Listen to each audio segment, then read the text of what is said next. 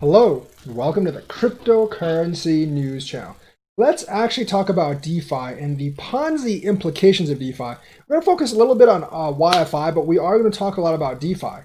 So there's a couple of disturbing things. Cryptocurrency whale Joe007, so he's obviously someone who has a lot of Bitcoin, a lot of Ethereum, or a lot of cryptocurrency, has argued on social media that decentralized finance projects are riskier than Ponzi schemes, as their founders could exit scam or the project could be hacked. The hacked part has definitely been proven, and I think the exit scamming part has been proven too, so I do think this is a valid concern. His comments came replying to a user who asked why he would never buy into any decentralized finance project. One of the things about DeFi is everyone's essentially just using them for yield farming. They're basically collateralizing their own assets to basically bet on the price will be higher next time around. They're not actually using DeFi to actually finance themselves.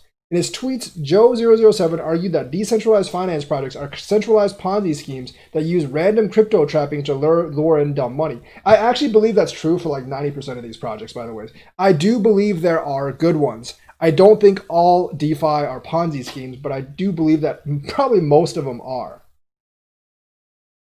So the thing about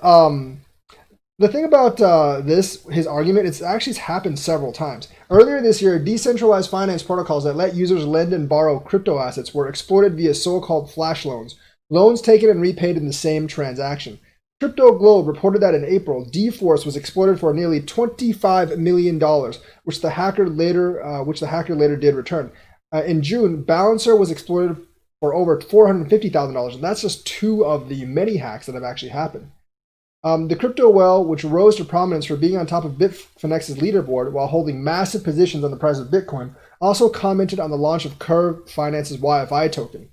And he says it's a worthless token developed as a part of a project YEarn developed by one man, Andre Cronje. So it's a one-man development token. But that's actually not the part of YFI that really worries me. I mean, I guess it should worry you, but the thing is, like, the developer himself actually called it a worthless token. So when it was announced, Cronje, the developer, claimed the token was worthless, but after being listed on decentralized exchanges Uniswap and Balancer, it has taken off, going from $30 to an all-time high of $2,300. Now it's over 10 times that, and the market cap has completely skyrocketed on a coin that the developer said was completely worthless. You know what this is? This is a highly inflated version of Dogecoin, and I don't think the meme power is as strong with YFI, because literally, the coin I don't think actually does anything, and the developer himself said it was worthless. Kind of like how Jackson Palmer said Dogecoin is actually worthless. So, in the developer's own words, the coin is worthless and has very little purpose. So basically, like, this whale actually says, I'm really confused here. Please help me out, guys. Why do we need this shiny new term DeFi when we already have a perfect valid term called Ponzi? Now, like I said, I don't think all DeFi are Ponzi's. I do think there are some legitimate lending and borrowing services with decentralized finance, but the market is very, very new and very, very immature, and anyone could get screwed at any time.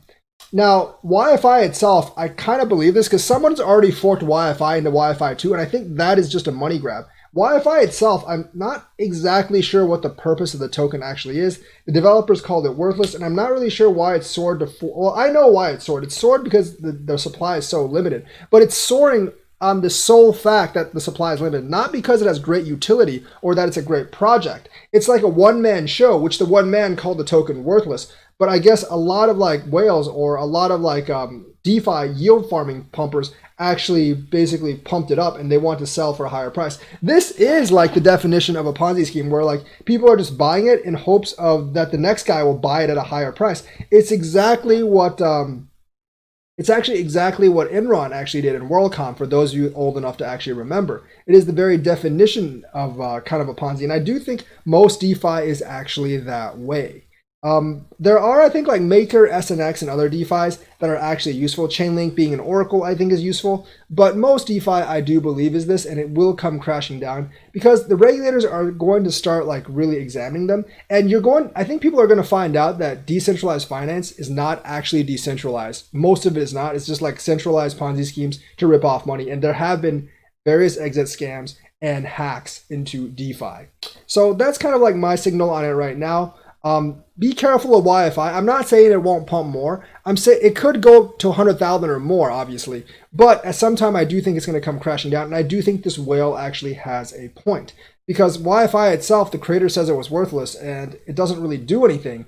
So therefore, I would definitely be very, very aware of a token that's pumping solely on the fact that it has a very small supply. So that is the news for today. Let me know what you think. Like and subscribe and hit that bell notifications button. Thank you and have a nice day.